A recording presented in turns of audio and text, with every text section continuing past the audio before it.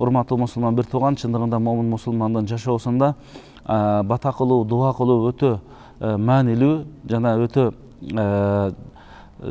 зор орунду ээлейт деп айтабыз. Биздин жан дүйнөбүзгө, акыл эсибизге, бул дүйнөбүзгө, акыретибизге керектүү нерселерди биз дайыма жаратуучубуздан сурап, бул дуа кылуу бир гана дуа менен эле чектелбестен, дуа кылган адам ошол эле учурда Алла Таалага ибадат кылып аткан деп да эсептелинет.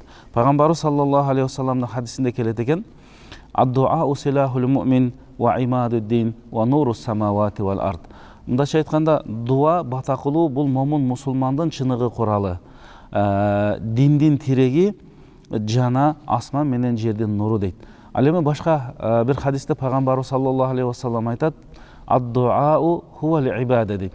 Бата кылуу, дуа кылуу ал өзү чоң бир ибадат дейт. Ал эми башка бир сөзүндө "Ад-дуау муххул ибада" дейт. Ибадаттын эң бир маңызы, чучугу бул дайыма Алла Таалага кайрылып, жалынып, жалбарып, бата, дуа, тилек кылуу деп айтылат экен. Күндөрдүн бир күнүндө пайгамбарыбыз саллаллаху алейхи вассаламга бир киши келди дагы мындай деп сурайт: "Я Расулаллах, о Алланын элчиси, акарибун Роббуна фанунаджи ам баидун фанунади."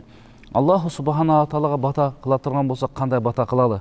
Алла Таала бизге ушунчалык жакынбы, акырын бата кылгандай, же Алла Таала бизден алыспы, үндү катуу чыгарып бата кылгандай дегенде, Алла Таала мына ушул аятты түшүрөт экен. Бул аятта Алла Таала айтат: "Ва иза саалака ибади анни фа инни карибун уджибу да'ватад да'i иза да'ан фальястажибу ли ва лию'мину би ла'аллахум яршудун." Бул аятта Аллах субхана ва таала мына ошолордун суроосуна түшүргөн аяты болуп, пайгамбарга айтат: "Иза саалака ибади анни", эгер мен жөнүндө менин пенделерим сурай турган болсо, мен аларга аябай жакынмын дейт. Алар бата кылсын, дуа кылсын, алардын бата тилектерин мен кабыл кылайын деген мына ушундай жакшы бир аят түшөт. Мына ошондон биз колдон келишинче дайыма ошол бата, дуа, тилектерди аткарып жүрүбүз. Ар бир момун мусулманга пайдалуу деп эсептелинет. Алла Таала Куранда айтат: "Вала тайасу мин рахилла, иннаху ла яасу мин рахилла иллал каумул кафирун." Мындайча айтканда, силер Алла Тааланын рахматынан, мээриминен үмүтүңөрдү үзбөгүлө дейт. Бир гана Алла Тааланын үмүтүнөн үзгөндөр үмүтсүз шайтан дегендей, мына ошол Алла Тааланын шариятына иман келтирбегендерде гана үмүтсүздүк болот дейт. Ал эми момун мусулманда, Аллага ишенген, пайгамбарыбызды ээрчиген чыныгы момун мусулман дайыма Алла Тааланын рахматынан, мээриминен, Алла Тааланын кечириминен дайыма үмүт кылып жашайт. Демек, биздин алымдарыбыз айткандай, бул бата дуанын дагы эки түрү болот дейт. Биринчиси дуаун каулиюн, биз ошол чын ыхлас менен, тилибиз менен бата кылат экенбиз. Экинчиси дуаун фиилин деп, бата дуа кылып коюп эле, анан бардык ишти таштап коюп отурбастан, ошол дуанын артынан биз колдон келишинче ошол Алла Тааладан сураган максатка, Алланын тавфики, ийгилиги, жардамы менен мына ошол нерсеге эмгек менен, аракет менен жеткенге аракет кылат экенбиз. Аллаху субхана ва таала дайыма ошо өзүнүн азыркы айткан аяттарында жана башка аяттарында биздин дуа тилектерибизди кабыл кылат экен. Болгону биз мына ошол дуа тилекти чын ихлас менен кабыл болот деген жакшы бекем ниет менен, ошол эле учурда дуа кылган учурда ибадат кылып атам, Аллага кайрылып атам деген жакшы бир ниеттер менен кылган болсок, чындыгында Алла Таала ал дуаларды кабыл кылат дейт. Хадисил Кудусиде Алла Таала мындай деп айтат экен, пайгамбарыбыз айтат: "Я ибади куллукум даллун илля ман хадайтуху фастахдуни ахдикум" дейт. Мындайча айтканда, о адамдар, силердин баарыңар адашып жүрөсүңөр, бирок туура жолго багыттоочу, хидаят берүүчү менмин. Менден гана хидаятты сурасаңар, мен силерге ал хидаятты беремин дейт. "Я ибади иннакум тухтиуна бил-лейли ван-нахар", о адамдар, силер күнү түнү ката иш кыласыңар, күнү иш кыласыңар. "Ва ана агфиру зунуба жамиан фастагфируни агфир лакум", бирок баардык күнөөлөрдү кечирүүчү менмин. Мага кайрылып, тоба кылып, истигфар кылып, чын ихлас менен кайрылсаңар, мен силердин күнөөңөрдү кечирем дейт. "Я ибади инна аввалакум ва ахиракум ва инсакум ва джиннакум кому фи саидин вахидин", о адамдар, о пенделерим дейт. Эгер адам атадан баштап кыяматка чейинки адамдардын баары, адамдар да, жиндер да бир жерге топтолуп туруп, ар бир адам өзүнүн каалаган нерсесин сураса, ошону берген күндө дагы менин мүлкүмдөн эч нерсе кемибейт дейт. Мисалы бир ийнени океанга, деңизге барып туруп ушундай алып алсаңыз, эч бир нерсе сезилбеген сыяктуу деңиздерге, океандарга менин мүлкүмдөн ар бир адамдын сураган нерсесин бергенде, мына менин казынамдан, мүлкүмдөн эч бир нерсе кемибейт дейт. Бирок Аллаху субхана ва таала бул жерде айтат: "Я ибади, о менин пенделерим, иннама хия амалукум ухсиха лакум." Бирок бул силердин, бул дүйнөдө кылган баардык ишиңер силердин амалыңар, Алланын буйругун аткаруу, пайгамбардын буйругун аткаруу, тыйган нерселерден тыйылуу, көптөгөн жакшы иштерди аткарып жашоо, бул силердин чындыгында амалыңар болот. Кыяматта ухсиха лакум, анын баарынын эсеп китеби болот. Ва уаффика ияхум, ар бир адамдын эсеп китебин ар биринин өзүнөн толук алынат дейт. Фаман важада хайран фалихмадилла. Ким мына ушу өзүнүн амалдарын жакшы деп табып, Алладан жакшы сыйлыктарды алган болсо, бир гана Аллага шүгүрлөрдү айтсын дейт. Ваман важада гайра залика фала ялуманна илля нафса. Ал эми ошол амалдарын жакшы деп амалдары билинбей калса, жаман китептери сол колунан берилип калса, сол таразасы оор, баягы жеңил болуп калса, демек урматтуу мусулман бир тууган, мына ошол учурларда бизде аябай адамдын эсеп китеби катуу болгон учурларда, адамдын оң таразасы оор болгонго муктаж болгон учурда, сол таразасы оор болуп кеткен учурларда, чындыгында эгер ошондой болуп калган болсоңор, фала ялуманна илля нафса, силер өзүңөрдү гана жемелегиле деп мына ошол хадисел кудусийде айтылат. Мына ошондуктан дайыма биз колдон келишинче жашообузда ибадат менен, башка ибадаттар менен кошо дайыма Алла Таалага бата кылып, дуа кылып турушубуз керек экен. Пайгамбар саллаллаху алейхи ва салламдын хадисинде келет: "Мен лам ясалиллаху ягдаб алейхи." Ким Алла Тааладан сурабаса, ал адамга Алла Тааланын ачуусу келет дейт. Алла Таала Куранда айтат: "Инналлазина ястакбируна ан ибадати саядхулуна жаханнама дахирин." дейт. Бул аятта ким менин ибадатыма текеберлик кылган болсо деп айтат, аларды үмүтүмдү, рахматымдан үмүтүн үзүп, бул ибадатты аткарбаса, такыр эле динден тайып кетсе, алар тозокко кирет деген аят бар экен. Алымдарыбыз ушул жерде ястакбируна ан ибадати, мага ибадат кылгандан текеберлик кылат дегендин маанисин, алар Алла Таалага кайрылып, бата, дуа, тилек кылбайт деген маанини айтышкан. Ошондуктан пайгамбарыбыз саллаллаху алейхи ва саллам дайыма бизди бата кылганга, дуа кылганга үндөп мындай айтат: "Ла та'жузу фи дуа, фа иннаху лан яхлика ма'a дуаи ахадун." Силердин баарыңар бата, дуа, тилек кылганда алсыз болбогула, күчсүз болбогула. Анткени бата, дуа кылуу менен эч ким өлүп калбайт дейт пайгамбарыбыз. Мына ошондуктан эч ким кыйналып калбайт дейт. Биз колдон келишинче жан дүйнөнү тазалап, истигфар тобаларды айтып, ихлас менен Алла Тааладан көп-көп бата кылып, дуа кылганыбыз жакшы экен. Башка бир хадисинде пайгамбарыбыз айтат: "Инналлаха хаййюн карим ястахи мин абидихи иза рафау айдияхум илейхи ан яруддахума сифран." дейт. Алла Таала улуу, берешен зат дейт. Аллаху субхана ва таалага пенделерден ким ушундай колун көтөрүп, Аллатан жалынып, жалбарып сураса, ушул колдорду Алла Таала эч качан куру кайтарбайт дейт. Мындайча айтканда, бата тилектерди Аллаху субхана ва таала дайыма кабыл кылат деген натыйжа бул хадистерден алынат. Мына ошондуктан дайыма биз колдон келишинче бата, дуа тилектерди өзү кайсыл учурда кылсак боло берет, бирок кээ бир учурларда аябай жакшы убакыттар болот да. Мына ошол жакшы убакыттарды дагы текке кетирбей пайдаланып, биз дайыма дуа тилектерди кылсак жакшы болот. Мына ошолордун эң биринчиси, дуалар кабыл боло турган күндөрдүн бири бул жума күнү экен. Пайгамбарыбыз айтат: "Инна фил жумати саатан." Жума күнү ушундай бир убакыт болот. Эгер ошол убакытка момун мусулмандын дуасы, бата тилеги дал келип калса, Алла Таала сөзсүз түрдө анын батасын кабыл кылат дейт. Мына ошондон алымдарыбыз ошол жума күнү кайсы убакыт экенинде көптөгөн талаштар бар. бирок көпчүлүктөрдүн сөздөрү мына ошол асырдан кийин, шамга жакын убакыттар, асырдан кийинки убакыттар деп көпчүлүк алымдар айтат. Бирок биз ошол убакытты эле күтүп отурбастан колдон келишинче ошол жумадан баштап эле жума күнү эле пайгамбарга көп салаваттарды айтып, анан көп Алла Таагалага дуа тилектерди кыла беришибиз керек.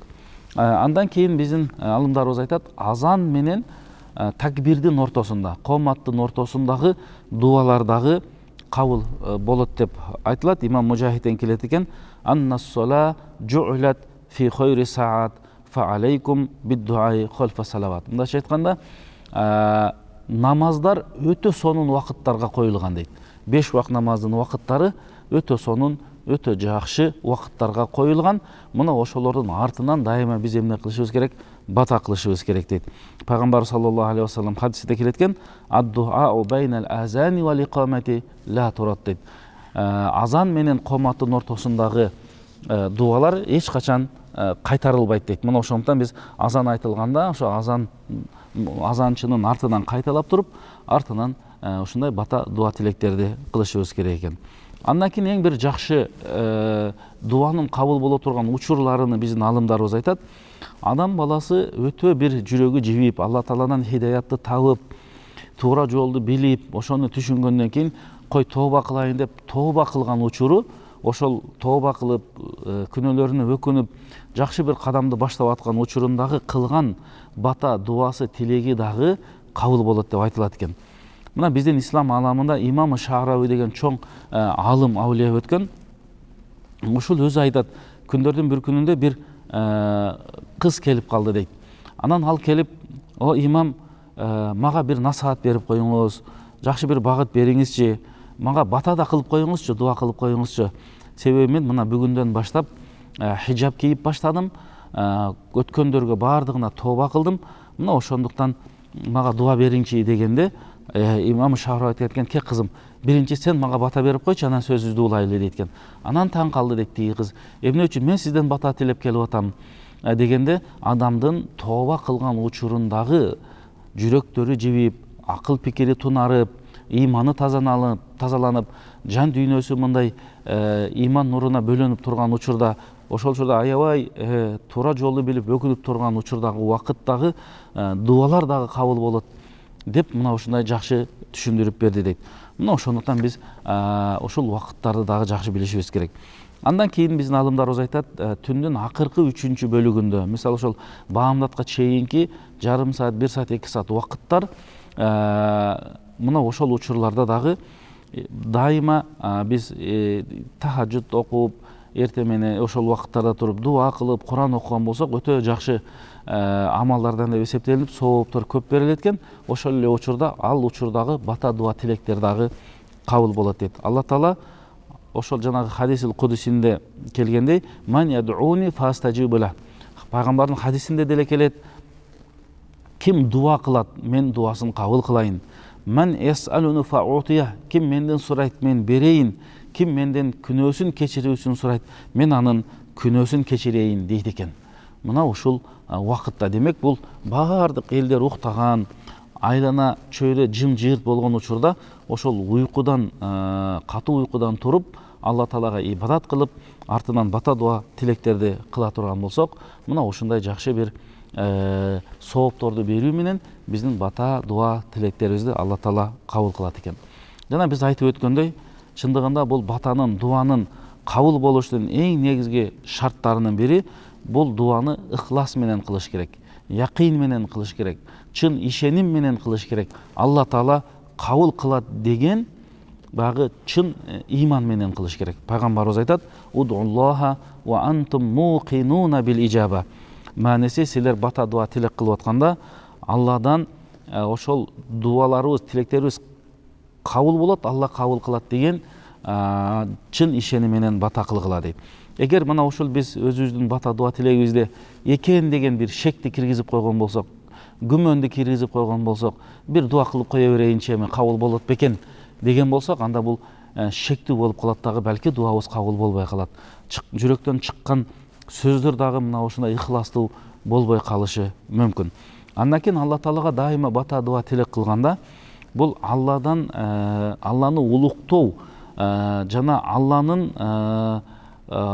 күнөөкөр адамдарына даярдап койгон тозок деген нерселеринен коркуу сезим менен, ошол эле учурда Алланы жакшы көрүү сезим менен биз бата кылган болсок, муну ошол араб тилинде аль-хушуу вал худуу дейт, баш ийүү, улуктоо сезимдери менен, жанагындай тозоктордон коркуу сезим менен, карынан коркуу сезим менен бата кылган болсок, мына ошол дуалар дагы дайыма кабыл болот дейт.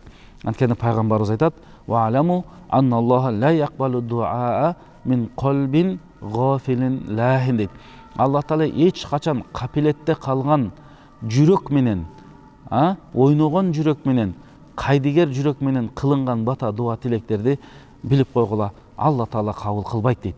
Демек бул сөздүн тескериси туура болот. Дайыма биз ыхлас менен, чын көңүл менен, туура ой жүгүртүү менен, акыл пикирди бардыгын тилибизде, жүрөгүбүздө ошол батага жумшоо менен дуа кылган болсок, Алла Таала кабыл кылат экен. Абдуллах ибн Умар мындай деп айтат: "Ана а'ламу мата ястажибу дуаа" дейт. Бул ошол айтат, менин дуам качан кабыл болушун мен билемин дейт. Анан сурашыптыр: "Кантип сиз дуаңыздын кабыл болуусун билесиз?" десе, "Иза дамаатил айн" дейт. Эгер адамдын жүрөгүнүн багы чыныгы бир ыймандын нуру сезилсе жүрөгүндө, "Ва дамаатил айн" көздөрдөн жаш акса, жүрөктөрдө ошондой жанагындай улуктоо сезимдерине бөлөнсө, "Вахтаззатил жаварих" Алла Тааланын улуктугун эстеп, адамдын денеси титиреп баштаган болсо, "Ва кавиял иман" ыйманы күчөп турган учурда, айтамын дейт, эми ушул учурда дуа кылышым керек экен деп, дайыма колдон келип болгон күчүмдү жумшап бата дуа тилек кыламын деп, мына Абдуллах ибн Умар мына өзүнүн айланасындагы шакирттерине, адамдарга ошондойду үйрөнүп атат дейт да.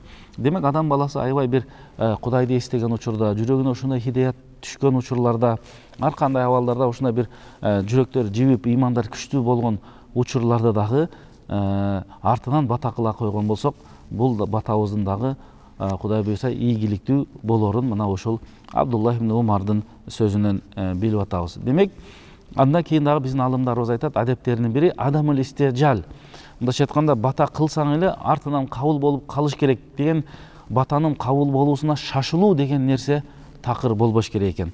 Ошондон пайгамбарыбыз айтат: "Юстажабу ли ахадикум ма лам юаджил" дейт. Силер шашылбай эле турган болсоңор, ошо кылган батаңарды Алла Таала кабыл кылат дейт.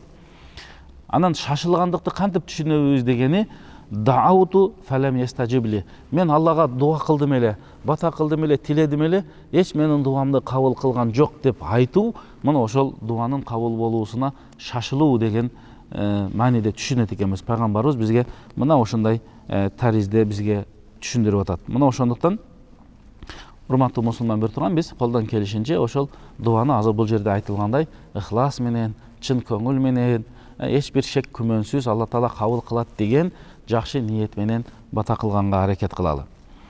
Пайгамбарыбыз саллаллаху алейхи вассаламдын бул жерде жакшы бир хадиси бар. Бул хадисте Абу Саид аль-Худри радиаллаху анху риваят кылат. Пайгамбарыбыз айтат: "Ма мин муслимин яд'у бидаватин лейса фиха исмун вала кати'ата рахимин илля атаху Аллаху биха ихда салас" дейт.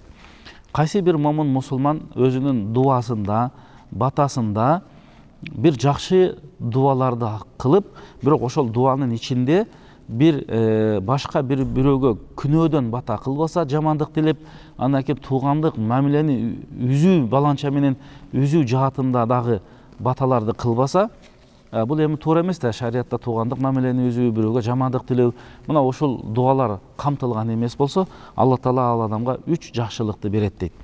Анын биринчиси юаджилу дааватаху дейт. Ошол кылган дуасын, батасын, тилегин Алла Таала бул дүйнөдө эле кабыл кылат дейт. Эгер Алла Таала биздин батабызды кабыл кылган болсо, бул чындыгында нур үстүнө нур деген. Ва амма айяддахира лаху же имма айяддахира лаху дейт. Бата кылган болсок, биз жана айттык эле, бата бул өзү дуа болот, ибадат болот, артынан Алла Таалага көптөгөн соопторду берет деп, мына ушул дуабызды Алла Таала кыяматка сактап коет экен. кадимки бир ибадатты кылганга сооп алган сыяктуу ошону кыяматка калтырып коет экен. Кыяматта бир башка хадистерде келет, ошол батасын, дуасынын жардамын, пайдасын көргөн адам бул дүйнөдө мени кылган баардык бата тилектерим кыяматка кала берсе жакшы болмок экен деген үмүттөрүн айтат дейт. Же болбосо Алла Таала дуасын кабыл кылбаса, кыяматка сактабаса, мына ошол кылган бата дуа тилеги менен Алла Таала ал адамдын бул дүйнөдө башына түшө турган ар кандай балейлерди мына ошол бата дуа тилек менен Алла Таала кайтарып салат дейт. Мына ошондуктан биз дайыма колдон келишинче эмне кылышыбыз керек экен? Ошо дуаны, тилекни, батаны чын көңүл, чын ыхлас менен дайыма кылганга аракет кылалы. Чындыгында бул жаатта биз бата жаатында, дуа жагында көптөгөн аяттар, дагы көптөгөн хадистер бар. Айта берсек түгөнбөйт. Бирок кандай болгон учурда дагы урматтуу мусулман бир тууган, келиңиз бул бата дуа тилектин азыр биз Курандардан, пайгамбардын сүннөттөрүнөн, сахабалардын сөздөрүнөн бир канча жакшы багыттарды, сөздөрдү, насааттарды уктук. Биз дагы мына ошол ибадатты, дуа ибадатын жакшы жандандырып, колдон келишинче жакшы убакыттарын билип, ыхлас менен Алла Тааладан дайыма суранганыбызды, тиленгенибизди, дуа кылганыбызды эч качан токтотпойлу.